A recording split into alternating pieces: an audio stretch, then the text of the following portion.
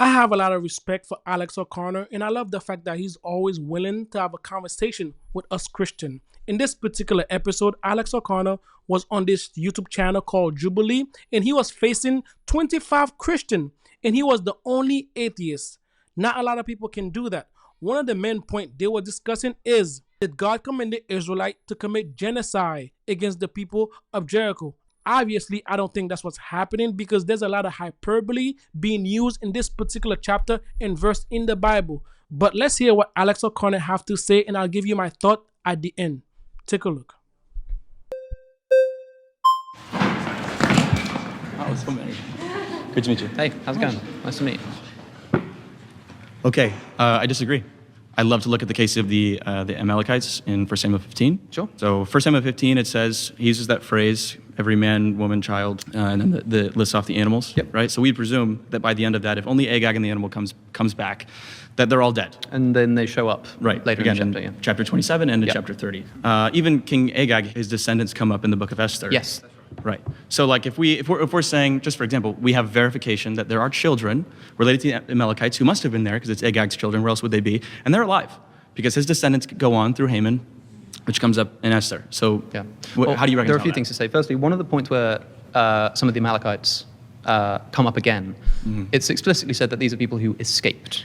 Right? These are people who escaped. And so it's possible that God commanded that all of Amalek was destroyed. And the word harem there means utterly destroy. That might also involve a driving out of the land. So it's possible that some of them escaped, and that's where we get the descendants from. That seems totally plausible to me. The question is, did God command a genocide? By the way, genocide includes forcible expulsion from somebody's land in a case of ethnic cleansing. Sure. What I'm looking at here is, did God command the ethnic cleansing of the land of Israel from people like the Amalekites, people like Ai, people like Jericho? And I think the answer is clearly yes. Like, for example, do you think that any innocent children, maybe let's not use the word innocent for theological reasons, but do you think that any infants were killed in the destruction of Amalek? I have no idea. I don't think that it's This is my biggest problem with atheists. There is three main objections atheists have against Christianity and the God of the Old Testament. Number one, moral. Number two, moral. Number three, moral. The God of the Old Testament is evil. They feel like they have a higher moral standard than the God of the Old Testament. If you ask an atheist, where do you get your moral standard from? They will say society determines our moral standard. Well, if society says Jews should be killed, does that make it okay? And atheists don't believe in objective morality. So why are you worrying about women being killed, children being killed in the Old Testament? It doesn't make any sense. But let's see what Alex O'Connor have to say. Take a look. recorded. Okay, but you think that God definitely commanded the killing of... No, I don't think. I think that's hyperbolic phrasing. And I know I've heard you say it before. I heard you talk about this. You've heard that before, that it's hyperbole. But I think you can demonstrate it in Babylonian, Sumerian writings. Very similar. Yeah. There's an Egyptian stele which says that Israel was wiped out and their seed was utterly removed. Yeah. It was gone. And so we've got like comparable phrases used in other ancient Near Eastern communities, in their historical texts that talk very similarly, but like we know that the Jews persisted to exist in Israel, even though the Egyptians said that they were no more, and that text explicitly says man, woman, and child. That's hyperbolic language that even we use today. Like for example, in World War II, there's those huge posters that were put up. Every man, woman, and child is needed. Like that's, I can read that and go, yeah, sure. But so imagine, for example, I mean, there's a discussion at the moment about whether Israel is committing a genocide in Palestine today. Sure. Now suppose a lot of people said, but you're killing children. And Israel said, yeah, but that's just a product of war. Imagine if we discovered that behind the scenes, Prime Minister of Israel had said, leave alive nothing that breathes. Kill everyone. Kill man, kill woman, kill child and infant. Kill the animals. Kill the donkeys. Don't leave anything alive that breathes. Even if he was trying to sort of make a hyperbolic point. The fact that children are then dying as a result, I think that we could lay some blame at his feet. Here we have God saying that. Those are the words that are recorded. Also, on the point of hyperbole, when we get into the book of Joshua and the destruction of the nation of Ai, it's explicitly said that 12,000 people died that day. All the people of Ai, it says. It does imply that some people ran away, because it says, I have it here in Joshua chapter 8, when Israel had finished killing all of the men of Ai in the fields and the wilderness where they had chased them. And by the way, earlier it says, not a man remained in Ai or Bethel who did not go after Israel, because Israel sort of draw them out of the city and they pretend to run away. And Ai runs after them. It says, not a man remained in Ai. It then says, when Israel had finished killing all of the men in the fields and the wilderness where they chased them, and when every one of them had been put to the sword, the Israelites turned around, returned to Ai, and killed everyone who was left. If there was not a man who was left in Ai who hadn't run out and been killed in the wilderness, when they turn around and kill everyone who's left, who is it that they're killing?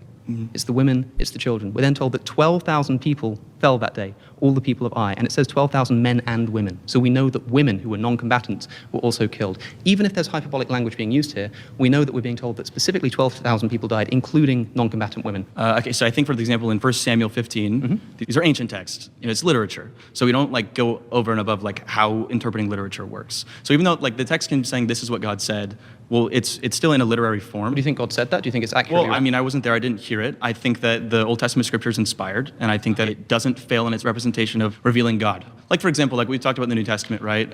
John chapter 2, he puts the temple expulsion moment at the beginning of his gospel. Do I think that John is actually concerned with the chronology there? No, I don't think that. I think it's a literary tool. Sure. And I think the Bible is full of that. They're literary texts, and they're assembled in a certain way. So I don't think that necessarily that means that God was the one using the hyperbole, but that the scribe recording the events and sort of summarizing what happened says, okay, so God commands to attack the Amalekites. But does that mean that God is the one who did the hyperbolizing? I don't think. Do you think it would be problematic? You mentioned the cleansing of the temple, and you said that even though the chronology is off, the point is recorded.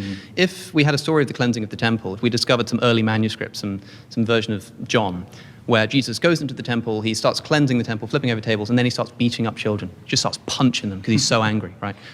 What would you think of that?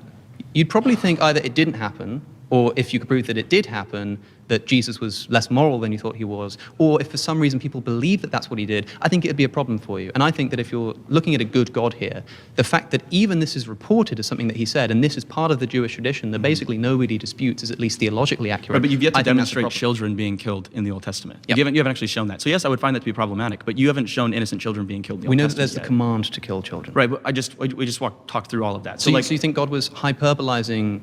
I think the scribe is hyperbolizing. I think the scribe is hyperbolizing God's command.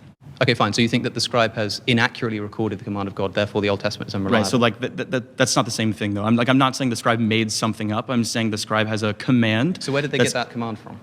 From God, delivered through a prophet. So, but did God say to the prophet Samuel, leave alive nothing that breathes, kill every man and woman? I don't necessarily know that I would think that. Okay, because if he did, then we've got the command to kill innocent children. If he didn't, then we've got a problem of the accuracy of the Old Testament. No, I don't agree with that at all. Like I said, it's literature, right? So God can say something, and then the recording of the event can employ literary devices like hyperbole, what I think is happening. I want to go to Jericho and what you're talking about there, because you talked about that a lot more. I think, for example, like with Jericho, we have all the reason to believe that Jericho is a military stronghold. I think that's the case. I think that's historically accurate. And so when we're not like just looking at Israel going in and just sort of like killing I've heard this for too. no reason, right? It's a military conquest. I think you'd be hard pressed to find a single nation in all of human history that was founded without violence. I agree. I don't. Right, totally, that's never happened. I understand why you would say it's problematic that God is instructing that, which I get. God would not instruct that. I mean, my country is thought of as beginning in 1066 with the Norman invasion, right? And it may be, I can imagine there was some report that said that, the king was shouting, kill them and then go and kill their wives and then go and kill their children, show no mercy. I can totally see someone saying that and them not being taken literally. But if God says that, this is still part of the eternal scripture of God that people have in their pews, that's in the hotel rooms. I don't know so much anymore in secular America. If you open it up to a random page, especially given the undertones of what's happening in the world right now. But honestly, I'm not if I'm going to be completely honest, I think in the book of Genesis, when God leads Abraham to the promised land, he says to them, I'll bring you back here in several generations when the Amorite sin is filled up. Like that language when the bucket is all the way filled. Yes, they're sinful. They're sinful people. Right. So I understand why that can be problematic, but when I read the text, I believe that God is allowed to judge people, being that he created everything, and he's allowed to use human beings to do that. Including the killing of children. Sinful human beings. Okay, pause. You've been voted out by the majority. Thanks, The truth is, God did not command the people of Israel to commit genocide against the people of Jericho, because we read about the same people in Jericho later on in scripture. Obviously, some of them survived. Obviously, they were living elsewhere.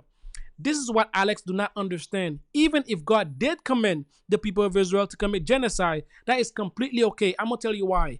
If God created this universe and all life, if God is the source of life, then God can choose to take life whenever he wants.